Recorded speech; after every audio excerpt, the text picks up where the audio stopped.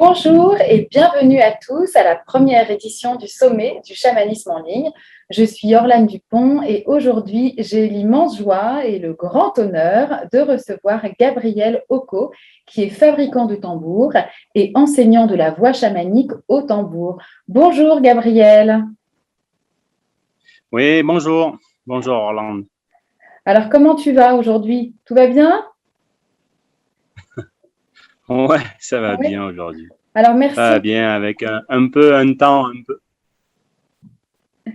Merci d'avoir accepté notre invitation pour cette première édition du sommet du chamanisme. Alors, tu vas nous parler pendant toute cette interview, ton partage d'expérience autour du tambour, hein, qui est vraiment ta spécialité. J'allais dire que tu es presque la personne, en tout cas une des personnes en France qui propose à la fois la fabrication et l'enseignement de ces tambours. Alors, avant d'être enseignant et fabricant, comment tu es arrivé, toi, à cette rencontre avec le tambour? Eh bien, avant, j'avais une vie un petit peu comme tout le monde, un petit peu un travail. Et la vie a fait que j'ai subi un petit dépouillement qui m'a un petit peu orienté vers, on va dire, vers une orientation de vie un peu spirituelle. Et mon chemin s'est ouvert beaucoup plus sur le chamanisme, par des rencontres, par des propositions, par une thérapeute qui m'a invité dans une cérémonie. Et j'ai suivi ce chemin. Ce chemin, il vibrait bien avec moi. Et la rencontre du tambour s'est faite à un moment donné où j'avais envie de partager quelque chose d'autre avec les gens, avec le groupe, comme si j'avais besoin d'un vecteur pour partager ma vibration, pour accompagner le groupe, pour être un petit peu plus acteur de l'énergie qui était mise en place. Et donc, je suis allé fabriquer mon tambour, tout simplement, comme pas mal de gens qui viennent me voir. Et donc, j'ai joué un petit peu au tambour pendant les cérémonies. Et un jour, je suis parti en voyage au Mexique, où je suis allé faire la rencontre d'une chamane mazatèque. On m'indique Rulieta Casimiro, qui fait partie des 13 grands-mères arc-en-ciel. Et donc, je vais la voir avec un ami qui, lui, était déjà praticien et qui connaissait un petit peu l'endroit. Et donc, en faisant la connaissance de Rulieta m'invite dans une cérémonie, on fait une cérémonie. Un petit problème se passe après la cérémonie. Bon, je tombe, je me fais mal et je suis obligé de rester un petit peu quelques jours avec elle. Et pendant ces quelques jours-là, il y avait un petit problème, c'est qu'elle n'arrivait pas à dire mon prénom. Elle n'arrivait pas à dire mon prénom. Elle me disait, mais il y a un problème dans l'intitulé de ton prénom. Et donc, elle a décidé de me baptiser Mazatec. Donc, elle a décidé de me baptiser Mazatec. Donc, on a fait toute une cérémonie pour le baptême qui m'a donné un nom Mazatec. Et de là a commencé les cérémonies en tant que, on va dire, en tant que Mazatec d'adoption. Et Tu peux nous dire ce que ça veut dire, Mazatec? Mazatec, c'est une tribu de,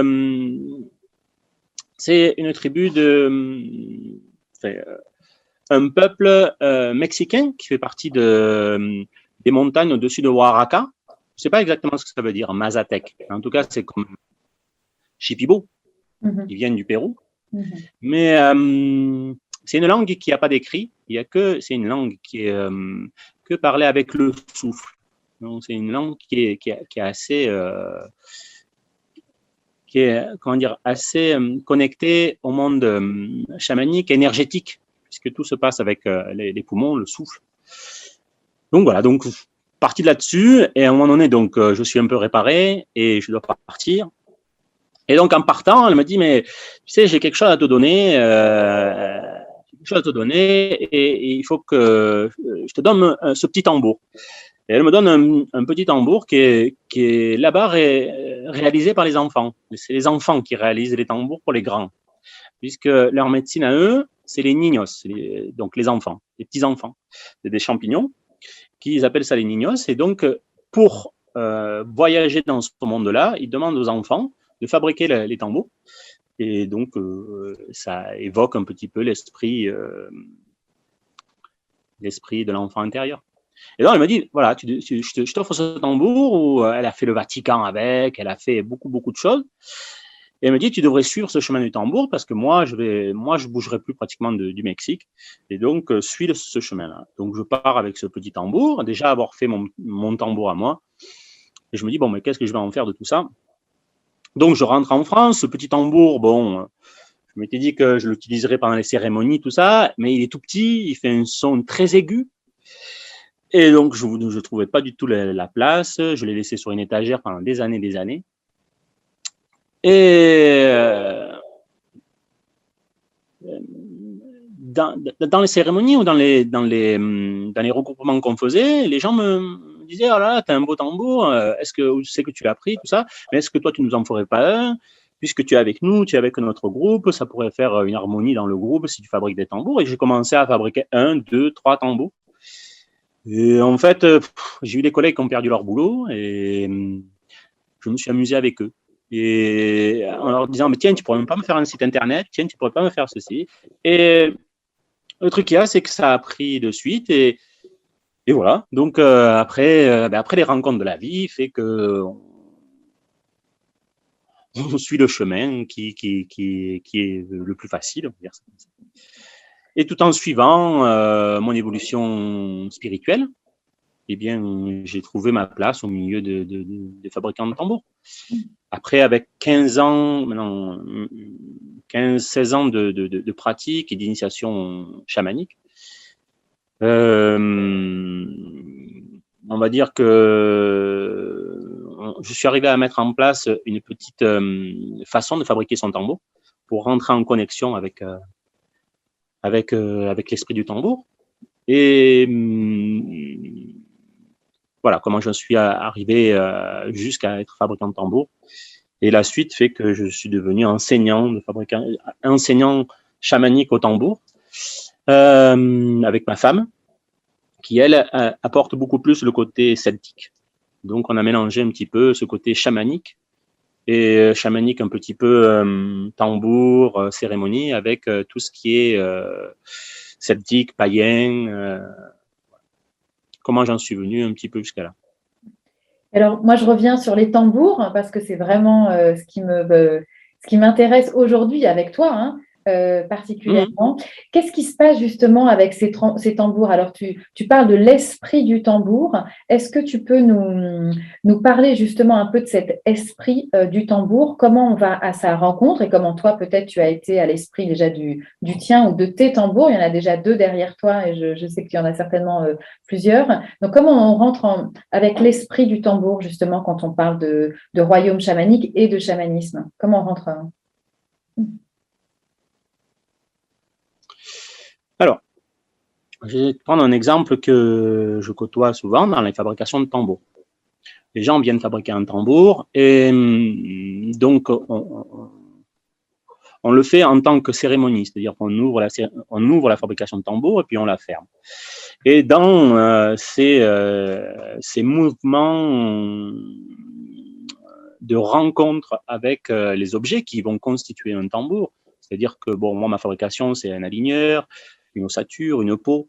Là, on constitue petit à petit des éléments qui vont faire un réceptacle pour accueillir un esprit du tambour, qui n'est pas l'esprit de la peau du tambour, qui est dissocié. Souvent, c'est dissocié.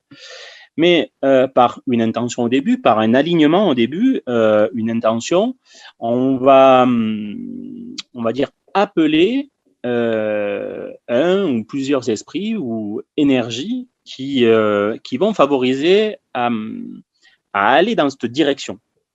Donc, on met une intention, on va commencer à aller cueillir ou rencontrer les éléments du tambour. Et une fois qu'il est constitué, le tambour, on fait une cérémonie pour aller rencontrer l'esprit du tambour. Et donc là, vient se poser une vibration, un esprit dans le tambour où il va être notre allié. Alors, voilà, en tout cas, moi, comment je le côtoie dans la fabrication de tambours. Après, pour les tambours, pour les miens, c'est comment dire, c'est un peu différent, puisque moi, j'ai des éléments proches de moi, souvent, et je change pas beaucoup de tambours. Mais quand il y a vraiment un appel d'une fabrication de tambour, d'une mise en place d'un tambour, il va servir presque 1 à 2 fois. J'ai un tambour à moi, où il est tout le temps avec moi. Et des fois, j'ai une appel de construire un tambour pour que vienne se loger un esprit qui va travailler que quelques fois. Et donc, ce tambour-là, il est là. Et après, je le nettoie, comment dire, ou je le démonte et je laisse partir cet esprit-là, puisque le tambour, si on le regarde un petit peu, c'est un réceptacle ça fait comme une cage. Et donc, quand on l'appelle, à un moment donné, il est pas emprisonné, c'est pas le mot emprisonné où il peut pas partir, mais il est dans son nid. Voilà comment je côtoie un petit peu l'esprit du tambour, comment on fait la rencontre avec l'esprit du tambour. Après, comment on communique avec lui, c'est encore un peu différent puisque ça demande une implication, on va dire qu'il faut jouer, il faut rentrer en communication, il faut croire à la réalité de l'esprit du tambour. C'est souvent ce qui est souvent le plus dur à parler à ce moment-là intégrer. Excuse-moi de te couper. On peut parler à ce moment-là de justement d'entrer dans un univers qui est de l'ordre du sacré, de l'ordre au sens très spirituel du terme, justement, pour rentrer en communication avec cet esprit du tambour et croire qu'il y a un esprit dans le tambour, hein. Ou tu l'exprimerais pas ainsi? Si,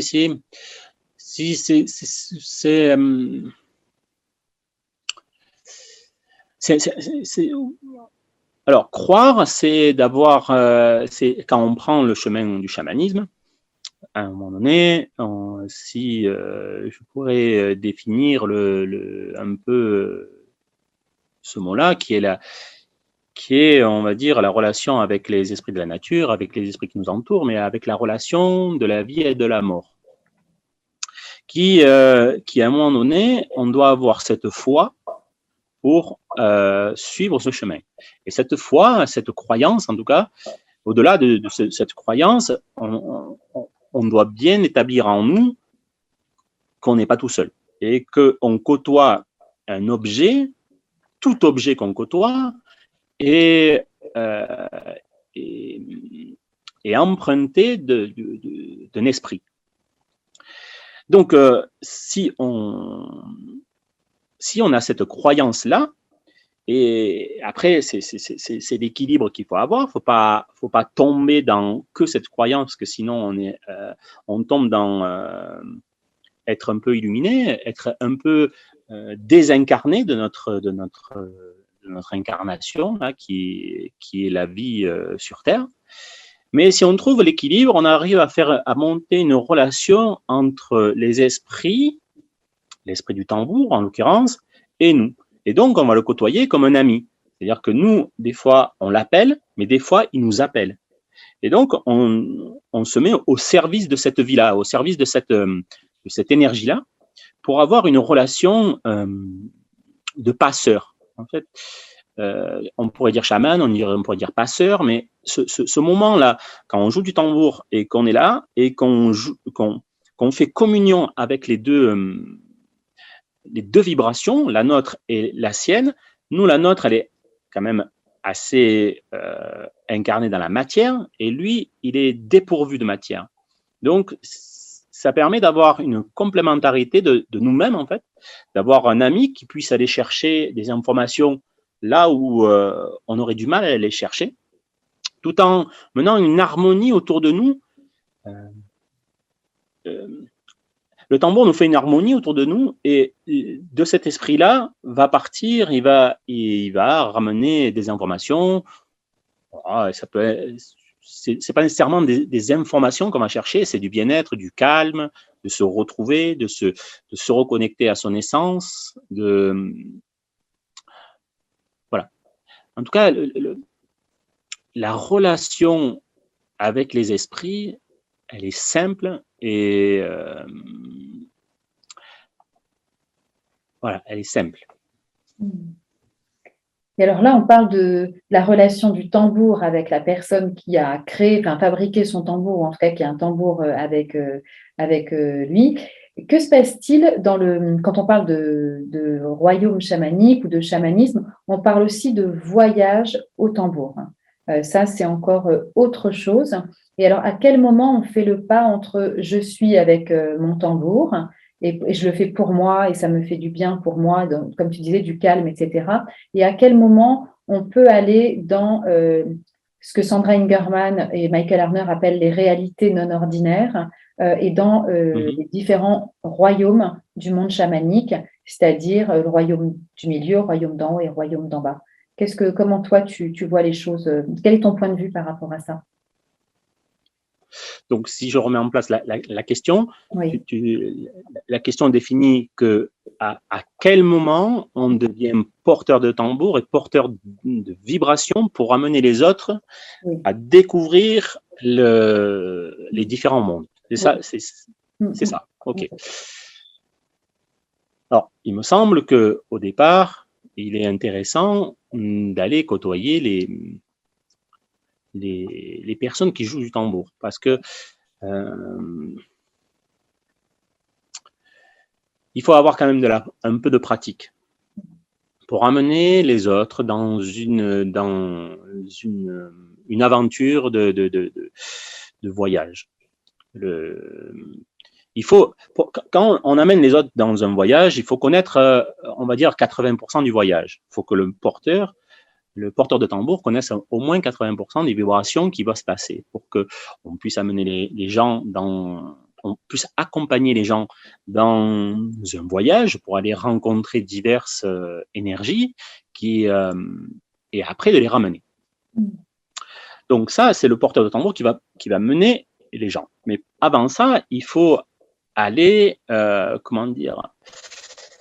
faut aller côtoyer des praticiens pour que eux nous ouvrent les portes du voyage, et côtoyer les gens qui nous ouvrent. Donc, moi, ce que je donnerais comme conseil, c'est d'aller pratiquer en voyage, ou là où on se pose, où il y a un joueur de tambour et qui nous ouvre les portes et qui nous fait revenir, nous ouvre les portes, qui nous fait revenir.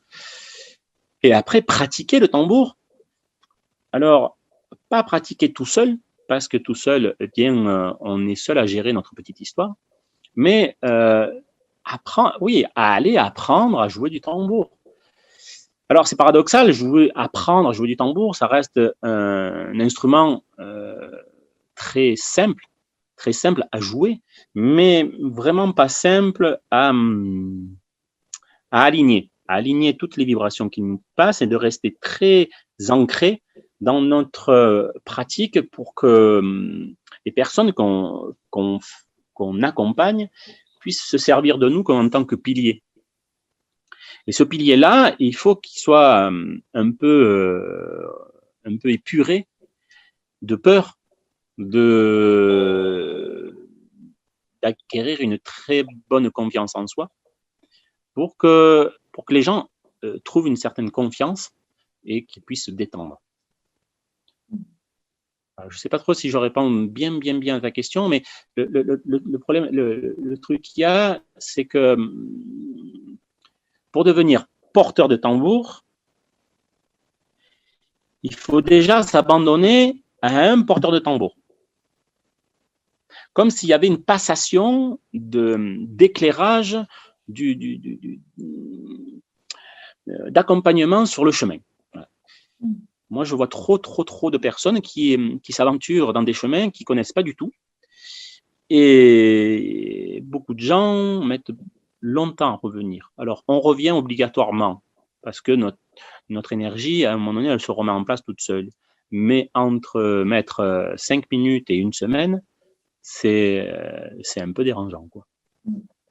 Je te posais cette question parce que justement, dans ce sommet, et c'est aussi moi ce que j'espérais pour ce sommet, c'était sortir du folklore. Et comme le tambour, on peut dire qu'en ce moment, particulièrement, le chamanisme a le vent en poupe. Donc, les gens limitent un petit peu le chamanisme soit au tambour ou soit au hocher. Et c'est important pour moi que tu puisses repositionner et aussi, d'abord, nous proposer ton point de vue et surtout parler d'ancrage, parce qu'il me semble que c'est vraiment important de rappeler à chacun que l'ancrage, de bien rester sur terre, c'est vraiment important pour les voyages, et que le tambour, alors je ne veux pas faire la morale, mais juste de rappeler voilà, que c'est important de ce que tu dis, la passation, d'être avec des passeurs qui ouvrent, et puis après la personne peut cheminer. Mais c'est important d'être accompagné, en tout cas peut-être au début.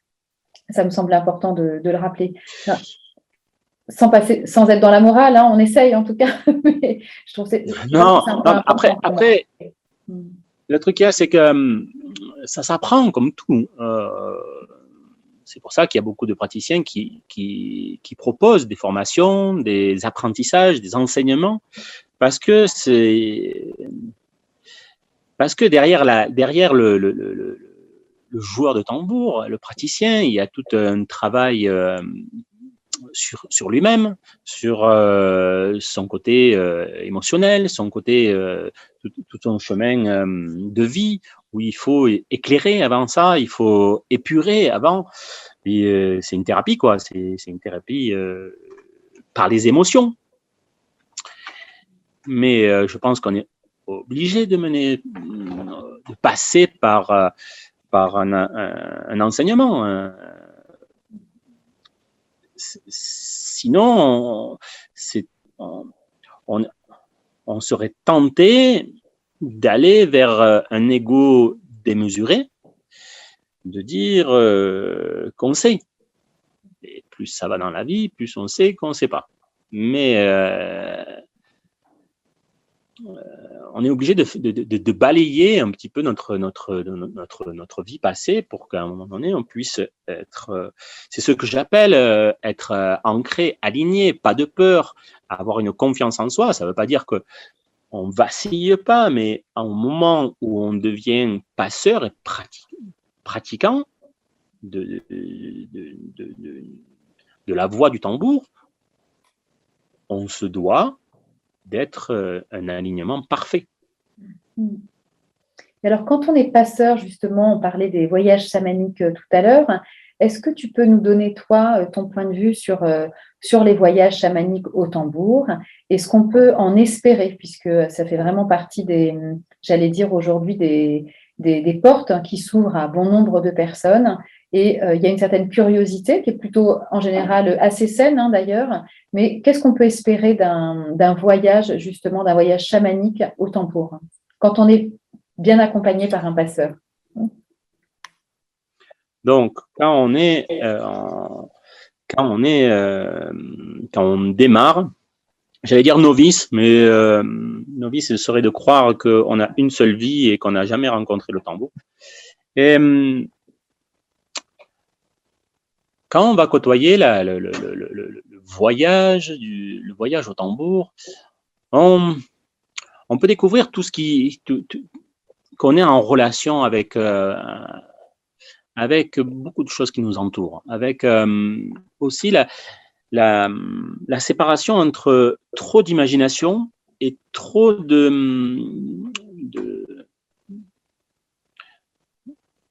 d'incarnation, trop de dureté à être que incarné. C'est-à-dire que le tambour va nous permettre de partir dans un certain voyage visuel ou sensoriel, et qui petit à petit va nous amener à côtoyer des vibrations un peu différentes de la vie de tous les jours et qui, bon, je pourrais prendre comme exemple les animaux totems, de prendre, de jouer du tambour et d'aller découvrir un petit peu nos animaux qui sont autour. Alors, ça peut être des animaux, ça peut être des vibrations, on peut les appeler différemment, on peut aller à la rencontre des règnes, des règnes qui nous entourent. Je trouve que ça met l'humain en relation avec quelque chose d'autre. Et là-dedans, ça, c'est le début. Moi, pour nous, c'est un peu le début d'aller rencontrer on va dire, les esprits de la nature. Et après, ça peut aller vraiment dans une forme de thérapie, c'est-à-dire qu'on va aller côtoyer la danse, on va aller côtoyer le chant, qui ouvre toutes ces points énergétiques qu'on pourrait faire la relation avec les chakras, où toute cette vibration du tambour va nous ancrer, le chant va élever la voix, va nous faire passer par le cœur, va ouvrir un champ vibratoire où le chant va faire, on va prendre conscience des sons qu'on fait et qui sont guérisseurs pour les autres, mais ils sont guérisseurs pour nous, parce que vie d'avant qui nous ont dit que on chantait mal, on avait une pas très belle voix, donc qui permet de revalider ça, de revalider notre confiance en nous. Ça va dans le sens à aller de petit à petit de devenir porteur de tambour. Mais toutes ces petites étapes qu'on passe, elles sont révélatrices de nous-mêmes, comme si on acceptait la totalité de nous-mêmes. Alors au début, on est obligé d'aller doucement et d'aller dans ce monde entre guillemets fantasmagorique, pour qu'on puisse se calmer, pour qu'on puisse dire « Ah mais tiens, je fais un peu confiance à ce que je vois, à ce que je ressens. Ah tiens, ça marche. Ah tiens, c'est vrai. » Et on valide petit à petit par un apprentissage de tous les jours. Et on se rend compte que quand on joue du tambour, quand on chante, quand on danse, dans la vie de tous les jours, on est beaucoup plus joyeux, on est beaucoup plus proche des autres, on est beaucoup plus libre de ses choix, du travail qu'on fait, de ses décisions de vie. Voilà, je pense qu'on peut amener à ça. Après, choisir une voie de praticien chamanique, mais ça ne veut pas dire qu'on joue du tambour, qu'on va apprendre du tambour et qu'on va devenir chaman. Tout ça va nous amener à découvrir notre potentiel, notre don. On est tous avec un don, et tous différents, avec des perceptions différentes. Et cette voie, en tout cas, il y en a plein d'autres, mais en tout cas, cette voie, si on l'a choisie, va nous amener à se découvrir. Le chamanisme, si on peut le définir, il est en relation donc avec la mort, avec le rite de passage, avec ok, je fais un apprentissage, et par cet apprentissage-là, je l'acte par un acte où je vais m'en rappeler toute ma vie. Et donc, on avance comme ça. Mais on ne devient pas tous chamans. On devient peut-être quelqu'un de un peu mieux. Bonjour, c'est encore moi. Je viens t'embêter, te solliciter. Pourquoi? Pour te proposer d'acheter le pack. Alors, le pack est au prix de 76 € pendant toute la durée du sommet. Alors, qu'y a-t-il dans ce pack? Dans ce pack, il y a bien sûr toutes les conférences et les bonus. Alors, les bonus, c'est quoi? Ce sont des surprises, des chants, des méditations, des lectures. Tu verras, on t'a concocté quelques petits bonus en plus pour te donner envie d'écouter, de réécouter et de découvrir tout ce qui tourne autour du développement personnel et du chamanisme contemporain. Alors, n'hésite pas, pense aussi à toi, ça pourra t'accompagner dans les semaines et les mois à venir. Et aussi, je te souffle cette idée, peut-être des cadeaux de Noël à tes proches pour partager tes connaissances et ton savoir autour du chamanisme contemporain. Merci à toi, n'hésite plus, c'est maintenant qu'il faut profiter de la vente du pack. À bientôt, ciao, ciao. Et alors, quand tu parles de Oui, je pense que déjà c'est pas mal d'être un petit peu mieux qu'hier et un peu voilà. Donc, et on avance comme ça un petit peu tous les jours vers cette voie-là. En tout cas, ceux qui sont appelés vers cette voie-là. Je reviens juste sur ce que tu viens de nous partager, cette histoire ce mot mort. Qu'est-ce que tu entends toi par ces rituels de mort et de vie? Enfin, voilà, qu'est-ce que tu entends par là? Eh bien, pour moi, enfin, en tout cas, si je définis chamanisme, ce chemin-là, il y a le yoga, il y a le tantra, il y a plein de voies spirituelles. Mais en tout cas, si on part d'un principe que le chamanisme est une voie spirituelle, il est en relation pour moi avec la vie et la mort. Les chamans, les chamans dans plein de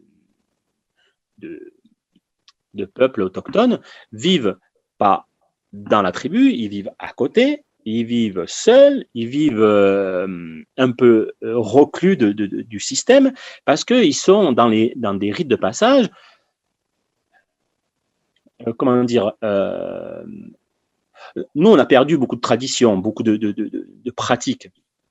Mais par exemple, si on va au Pérou pour devenir chaman, dans certaines tribus, on nous fait boire énormément de tabac liquide qui nous tue.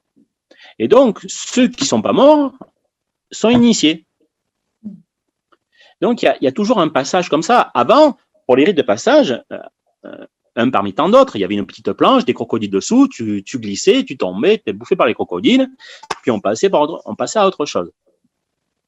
C'est quand même la pratique où on côtoie l'état modifié de conscience de quitter son corps, d'aller dans le monde astral et de revenir, et avec le danger de plus retrouver le chemin. Si on va plus loin, beaucoup de traditions et beaucoup de pays utilisent des plantes psychotropes pour aller toucher cet état modifié où on va c'est pas question de toucher la mort, mais on va la frôler pour toucher l'essence de vie.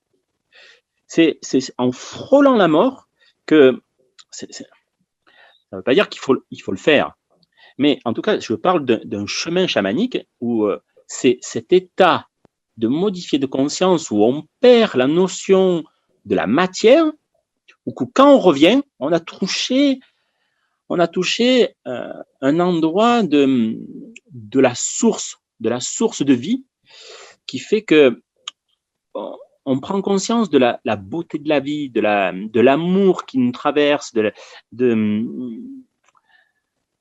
tout ce qui est beau autour de nous. Mais c'est paradoxal, c'est en se mettant en porte-à-faux de la vie qu'on va côtoyer ça. En tout cas, moi, comme j'ai côtoyé le monde chamanique, ça s'est beaucoup passé comme ça.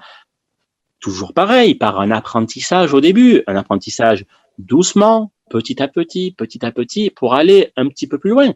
Le but, c'est de connaître le chemin, de pousser notre limite, mais de jamais se mettre en danger. Celui qui se met en danger, c'est celui qui connaît pas le chemin. Celui qui connaît le chemin, il sait que petit à petit, on avance sur le chemin. C'est pas une autoroute, c'est un petit chemin qui fait qu'on la repente tous les jours. Et tous les jours, on fait des erreurs, mais tous les jours, on avance un petit peu si on est conscient de tous les pas qu'on fait. Voilà. Moi, ce que j'entends de la vie et de la mort, c'est le chamanisme et ce chemin-là. Et alors, on continue justement notre chemin tous les deux dans cette rencontre et ce partage. Quand on est donc, alors ça j'ai bien compris et je te remercie pour cette précision sur la vie, la mort. Et après, quand on continue avec le tambour, avec les voyages, alors tu parlais tout à l'heure d'espérer le calme et le bien-être. moi, j'aurais quand même tendance à penser qu'il n'y a quand même pas que ça, et que c'est bien plus que ça. Ça nous ouvre à quoi, justement, les voyages chamaniques? Et je reviens au tambour. Ça nous ouvre à quoi au niveau peut-être spirituel? Alors, tu parlais de voyages fantasmagoriques. Voilà, on parle effectivement fantasmagorique. Qu'est-ce que tu dirais, toi, au niveau de ces champs énergétiques qui peuvent éventuellement s'ouvrir et d'une certaine expansion, si on peut parler comme ça? Oui.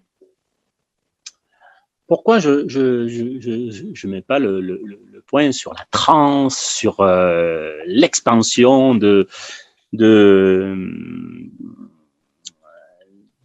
l'expansion énergétique, la transe où on va les voir, où ça va être transcendant, parce que oui, on arrive là, mais il faut pas aller le chercher.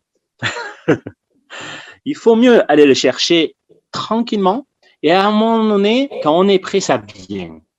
Le tambour va mener jusqu'à la transe, va mener jusqu'à l'explosion vibratoire, même l'explosion cellulaire, où on va rentrer dans un monde où tout est permis, tout est vibration, où on sent qu'on baigne dans une énergie de fou, quoi, de magnifique. Sauf que si on va chercher cette énergie-là de suite, c'est dangereux. Donc, il vaut mieux aller chercher le calme, parce que dans le calme, il y a l'alignement, il y a le calme en soi. On va dire qu'on façonne ce poteau-là, ce poteau bien ancré dans le sol, qui va nous permettre d'aller voir encore plus loin, encore la transe. Mais la transe, on est en transe, mais on est conscient qu'on est en transe. Tu vois, il y a une partie de nous qui est gardienne de cette vibration parce qu'elle est posée, elle est calme. C'est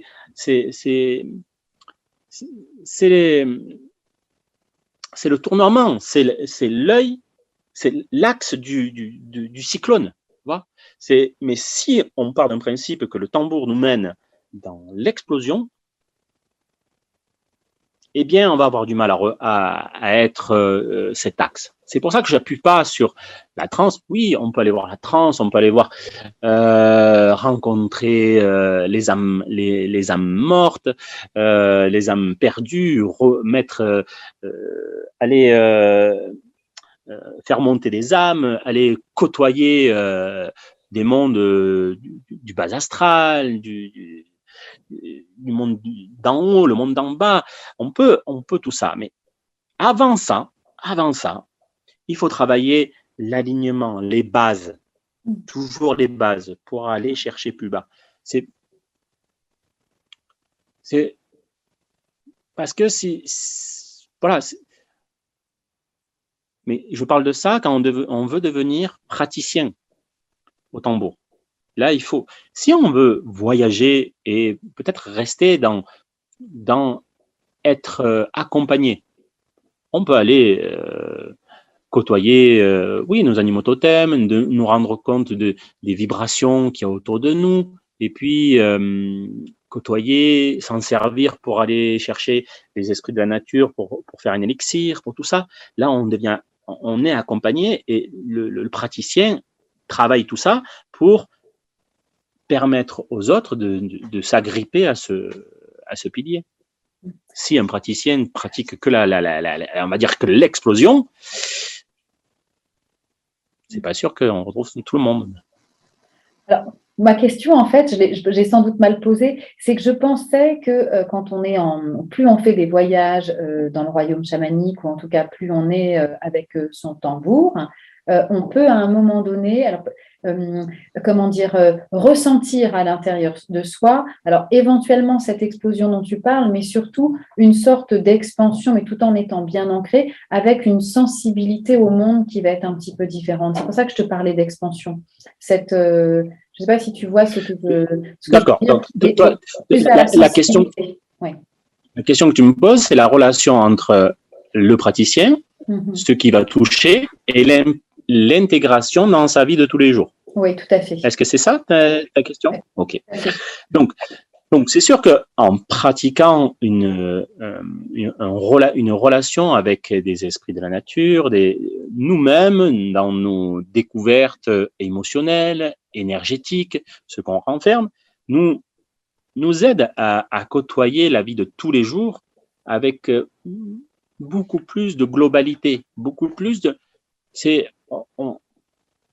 On cible pas une chose en enlevant, en regardant que celle-là, on va regarder la totalité, mais on va se voir à travers toutes les situations qu'on vit. Quand on va côtoyer, par exemple, on se sert d'un voyage pour aller côtoyer une vibration, elle va prendre une certaine forme, une certaine image.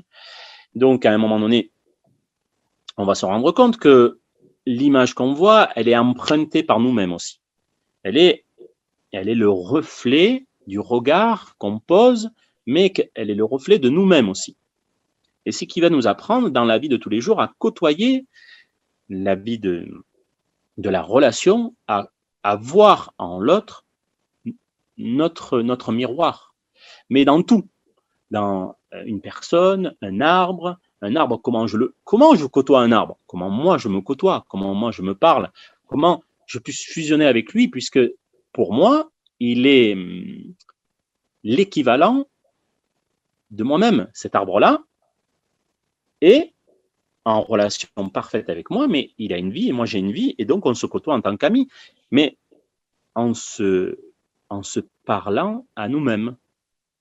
Je ne sais pas, pour moi c'est un peu clair ce que je dis, mais il y a toujours une projection de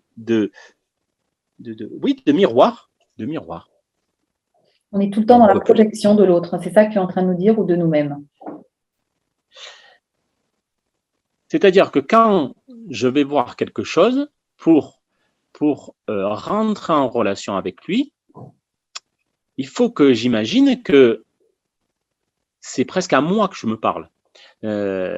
Quelqu'un qu'on n'aime pas, quelqu'un qui on a du mal à discuter, si on arrive à voir que la partie qu'on n'aime pas et qu'on n'arrive pas à discuter, c'est une partie de nous-mêmes qu'on n'arrive pas à rentrer en relation. Et ça, on peut le mettre dans le tambour et la relation avec les esprits. Si on n'arrive pas à rentrer, il y a une partie de nous-mêmes qu'on refuse. Et c'est ça qui nous empêche de rentrer en relation avec tout le monde. Si à un moment donné, dans cette vibration, dans ce voyage au tambour, on arrive à rentrer en relation, et c'est là où je parle de confiance, d'enlever les peurs, de rentrer dans un amour inconditionnel, et c'est le lien que je fais dans cet amour de la mort et de la vie, quand on vient récupérer cette graine-là d'amour inconditionnel, et qu'on le ramène dans la matière, dans la vie de tous les jours, on ne peut être que aimant de l'autre. Tu vois? Et à un moment donné, de trouver en nous-mêmes le rapport pour aimer la partie qu'on n'aime pas de l'autre. Je ne sais pas si c'est vraiment... C'est assez compliqué de parler. Alors, moi, j'ai bien compris et je partage ce que tu viens de dire, c'est-à-dire que quand on n'aime pas une partie de nous, quand on n'aime pas une partie de quelqu'un d'autre, le plus souvent, c'est un reflet de nous-mêmes et d'une partie qu'on n'aime pas de nous. Et en général, en travail thérapeutique, c'est une porte d'entrée pour bien commencer à travailler sur soi. Oui, c'est ça. Une belle porte d'entrée, c'est un cadeau en général qu'on peut se faire hein, si on arrive à être ouvert hein, sur cette possibilité. Ouais. Oui, et c'est là que cette petite graine d'amour va faire qu'on va laisser cette porte ouverte. On va prendre la relation humaine, qui est souvent on va laisser cette porte ouverte à cette partie de l'autre qu'on n'accepte pas. Et si là, on rentre dans le monde chamanique, où on va écouter, voir, percevoir, eh bien, cette personne va nous donner des clés pour traverser notre émotionnel, parce qu'en fait, c'est que notre corps émotionnel qui devient sensible. Et donc là, on va presque jouer au jeu en disant, tiens, il y a une petite difficulté là, tiens, allons voir les messages qui sont cachés. Et voilà. Je trouve que la relation entre la vibration du tambour, d'aller voyager, de côtoyer des esprits, des vibrations, va nous amener à côtoyer des vibrations et des esprits qui nous plaisent pas obligatoirement au début, qui nous perturbent au début. Mais on va y voir un certain apprentissage pour grandir. Et ces esprits-là sont peut-être dans un corps d'humain qu'on va rencontrer dans pas très longtemps, et on se dit, tiens, c'est peut-être un déjà vu ou un déjà vécu, et donc on peut l'interpréter un petit peu différemment que d'aller brut de forme en disant c'est un con, quoi. En fait, ce que tu es en train de nous dire, c'est que si on ne se dit pas d'une personne c'est un con, en tout cas on peut se le dire quand même, mais on peut se dire, tiens, si je le trouve, que cette personne est comme ça, c'est une porte, on peut aller regarder derrière, et finalement, c'est des gens qui sont des cadeaux dans la vie quand on les rencontre, parce que si on a alors peut-être pas tout le temps, mais ça peut être des cadeaux. Non, en tout cas, on a le droit de dire non. On a le droit d'y aller, on a le droit d'aller, et on a le droit de dire non. Parce que pour faire la paix, il faut être deux, mais pour faire la guerre, il faut être deux aussi. Donc, quand il y a une porte ouverte de l'autre côté, et si l'autre fait ce petit travail, c'est là que c'est important de faire un petit travail énergétique sur nous-mêmes pour qu'on puisse côtoyer des gens qui ouvrent cette porte. Parce que si on côtoie des gens qui ouvrent cette porte, ça devient un petit jeu de tous les jours. Après, nous sommes dans un monde avec beaucoup de diversité où on a le droit de dire non, celui-là, c'est trop pour moi, je ne le côtoie pas. Il me semble que là, c'est le libre arbitre et il faut pas tout prendre. Si on met une pratique et qu'on côtoie tous les esprits en disant oui, traversez-moi, je suis ouvert. Bon, on peut le faire, mais on revient un peu nombreux à la maison. Par contre, si on apprend dans cette pratique à côtoyer, du moins à reconnaître les vibrations qui nous traversent, ça, je pense que ça vient aussi dans la base de qui vient vers nous en tant qu'humain, mais en tant que porteur de vibrations, qui vient vers nous. Tiens, c'est cette vibration qui va me traverser. Oui, je suis OK avec cette vibration et j'accepte de travailler avec elle. Si c'est une vibration qui vient et qui n'est pas OK, non, j'accepte pas et je la rejette pas, mais je l'évite. Je l'invite à passer son chemin. Et alors, donc ça, l'approche est toujours énergétique et intéressante. Et merci de tout ce que tu nous apportes comme éclairage. Je sens que moi, il se passe des choses, ça s'ouvre. Alors, je continue toujours le chemin avec les tambours. Est-ce que tu as des exemples concrets? Alors, je ne veux pas être trop voyeuriste, mais des exemples quand même qui pourraient permettre à des personnes de comprendre en fait ce qu'ils peuvent espérer concrètement d'un voyage au tambour. Est-ce que tu as des exemples concrets à nous partager? Ça, c'est dur de répondre à cette petite question-là parce que tu me poses une question avec la projection d'attente qu'il va se passer quelque chose. C'est vrai. Merci. Et qu'en fait, on part d'un principe que quand on attaque un voyage au tambour, qu'il ne va rien se passer. Parce que si on pose des jalons déjà qu'il va se passer quelque chose, admettons qu'il ne se passe rien, on est déçu. Si on part d'un principe qu'on vient là pour la découverte et pour côtoyer des vibrations sans attendre rien. Il peut tout se passer.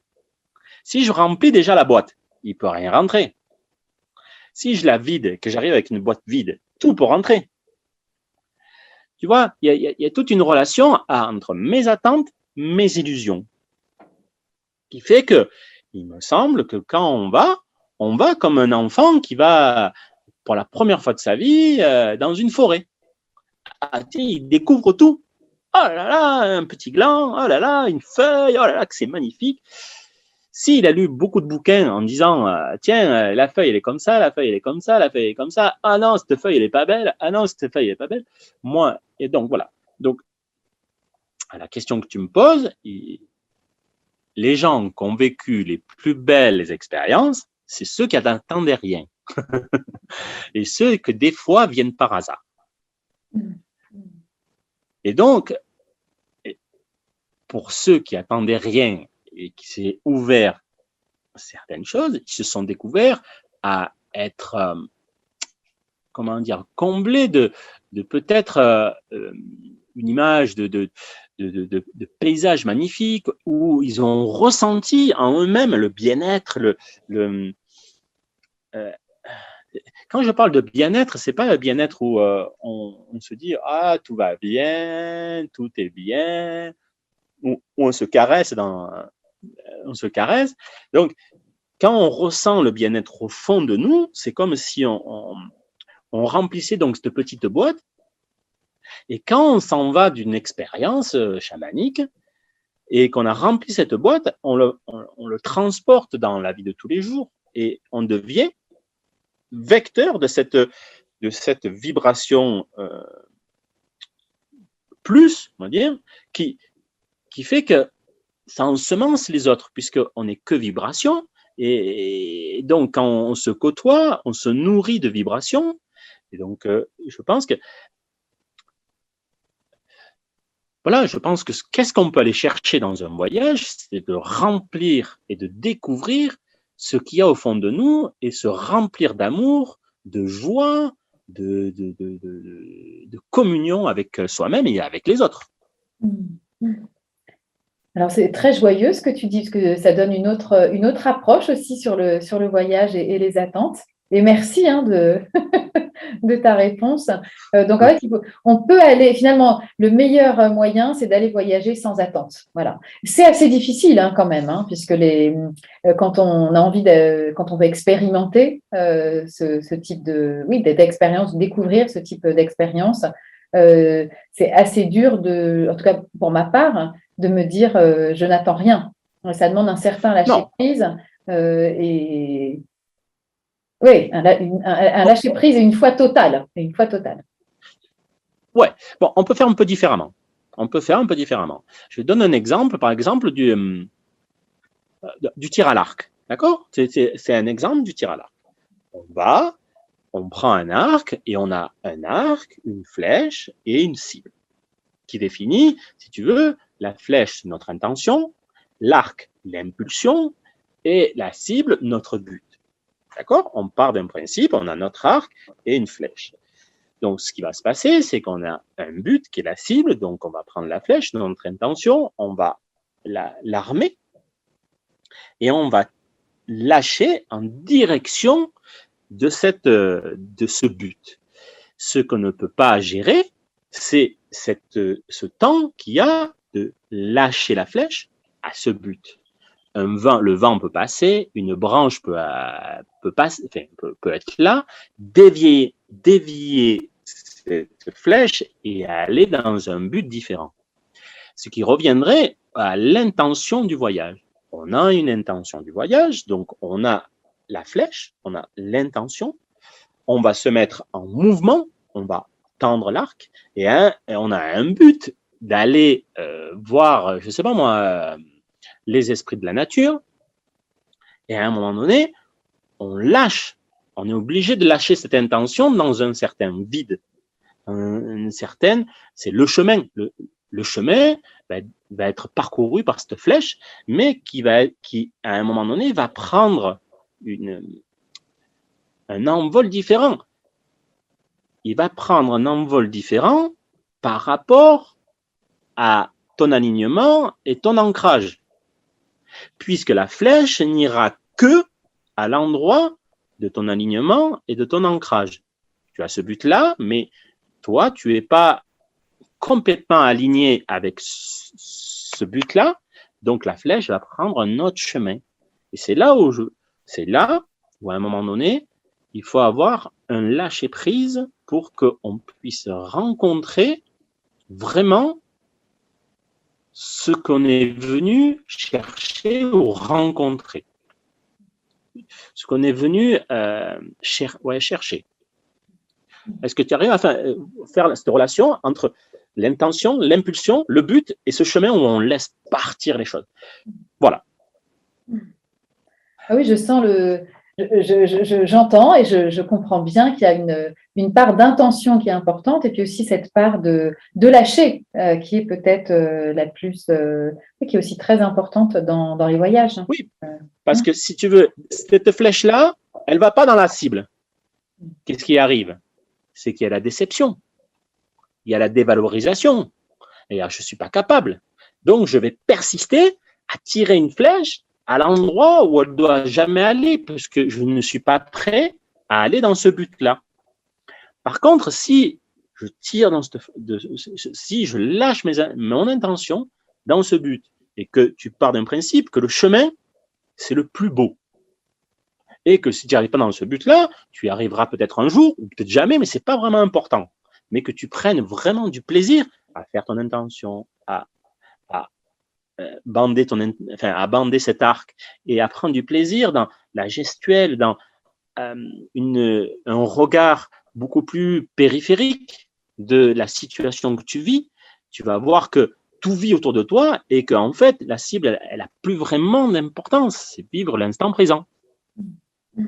Oui, on y est là, dans vivre l'instant présent. C'est ça que tu nous partages et que tu nous dis. Alors, toi, par rapport à toute cette expérience de ces 15 ans de tambour, d'enseignement au tambour et de transmission et surtout d'expérimentation avec tes tambours, comment tu dirais qu'est-ce qui s'est passé à l'intérieur de toi dans les changements, dans ton évolution et dans tes difficultés, mais surtout dans ton évolution? Comment ça s'est passé à l'intérieur de toi et par rapport à l'homme que tu es aujourd'hui?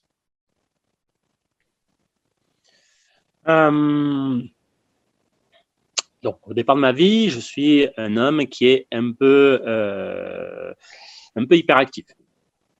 Donc, hyperactif fait que je gère pas toutes mes pulsions, on va dire ça comme ça, et donc j'ai une vie un peu hyperactive. Ouais. Et donc, je mène une partie de ma vie comme ça. Et donc, un jour, je fais la connaissance de ce monde spirituel où je me rends compte qu'il y a autre chose qui se passe, que cette hyperactivité, je peux le mettre au service de quelque chose qui est plus grand que moi, mais qui me découvre mon moi intérieur que j'ai du mal à connecter, que j'ai eu du mal à connecter. Donc, la cotation, le fait de côtoyer le tambour m'a amené à me centrer avec moi-même, à découvrir la personne très sensible que j'étais. Et donc, qui m'a amené à m'écouter un petit peu plus, à être beaucoup plus doux avec moi-même, être plus pas lent, mais le fait de m'écouter, me demander de prendre un temps avec moi-même qui me permettait de côtoyer la vie un petit peu plus avec du calme et du respect. Donc, en côtoyant le tambour, je suis arrivé à rentrer dans une certaine calme, un peu de sérénité. Je garde toujours un petit peu mon petit côté hyperactif, mais j'arrive à côtoyer beaucoup plus avec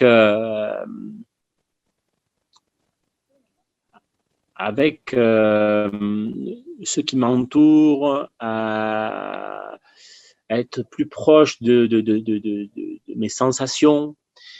Et je trouve que c'est intéressant de rentrer dans cette vibration de corps sensible Et enfin, en tout cas, c'est le tambour qui l'a découvert. Et je me suis rendu compte qu'en fait, le fait qu'il me faisait découvrir cette vibration en moi, si je l'associais avec sa vibration à lui, me rendait beaucoup plus sensible à tous les esprits, toutes les vibrations qui m'entouraient. Et là où, où ça devenait un peu jouissif, c'est que je retrouvais mon côté hyperactif dans le monde énergétique et vibratoire. C'est-à-dire que quand j'étais avec le tambour, j'étais calme, je jouais au tambour et j'avais toute ma vibration qui partait dans un monde, qui revenait dans un monde, qui voyageait dans un autre. C'est comme si je mettais l'extérieur, comme si le tambour, il m'avait mis l'extériorisation de moi-même à l'intérieur. Et c'est comme si je devenais un peu plus calme au regard des humains, mais que je devenais beaucoup plus vif et actif dans ce monde énergétique. En tout cas, c'est ce que je peux te partager sans vraiment faire l'historique de ma vie. Et est-ce qu'aujourd'hui, à l'intérieur de toi, l'espace est donc plus calme, est-ce que tu te sens plus posé, tu te sens changé et tu appréhendes peut-être la vie ou en tout cas les autres ou même déjà peut-être toi-même avec une hyperactivité mais un petit peu différente?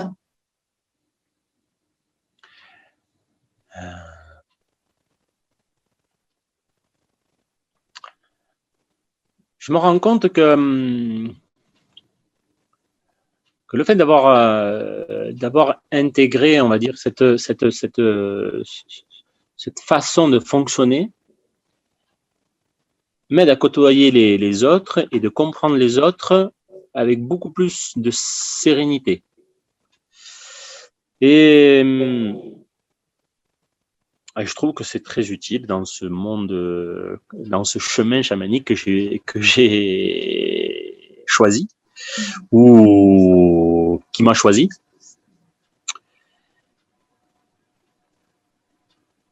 Je suis plus en alerte avec les vibrations et les esprits que je côtoie tous les jours. Tu vois, on va dire que cette hyperactivité me permet de mettre en place cette multidimensionnalité. Dans le monde chamanique, énergétique, à un moment donné, quand on voyage, on va toucher cette multidimensionnalité dans l'explosion énergétique de nous-mêmes, où on va plus être un, on va être des milliers, un fragment de moi à voyager. Et cette hyperactivité que je suis peut-être arrivé à mettre un peu à l'intérieur, ou du moins à mettre un peu de lumière dessus, me permet de me démultiplier en petits fragments pour aller chercher plein d'informations ou de voyager dans plein de lieux différents. Et ce qui m'est utile, c'est que quand on fait des cérémonies, d'être à des moments donnés dans le voyage de tout le monde. De pas surveiller, mais d'être là. Ah ben tiens, toi tu es là, tu es là, tu es là, tu es là, tu es là, tu es là, tu es là. Et voilà. En tout cas, comment moi je le crois, c'est ma croyance, que ma petite hyperactivité, c'est-à-dire un peu électrique, fait que voilà, je me suis ouvert à ça. Ton hyperactivité, maintenant, j'allais dire, transformée par les tambours, te permet de te déployer dans une autre dimension et de révéler plein de choses. C'est comme ça que moi, je le traduirais. Ouais, en tout cas, c'est comme ça que je le vis. Quand on vit des cérémonies, quand on vit des moments énergétiques, c'est très jouissif d'être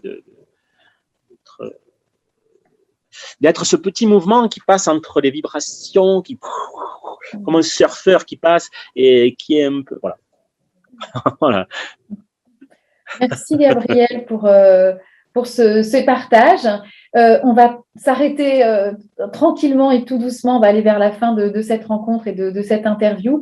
Qu'est-ce que toi, tu voudrais conclure, hein? Quelles sont les paroles de conclusion que tu voudrais donner, partager aux personnes qui vont participer à ce sommet, puis particulièrement te regarder? Alors, moi, j'aimerais bien partager deux petites choses, surtout pour le respect des esprits des tambours, de toujours un peu, pas qu'un peu côtoyer son tambour comme un objet sacré, un objet vivant, un objet qui est vivant, voilà, qui est vivant, mais qui est au service de nous, mais nous, on est au service de lui.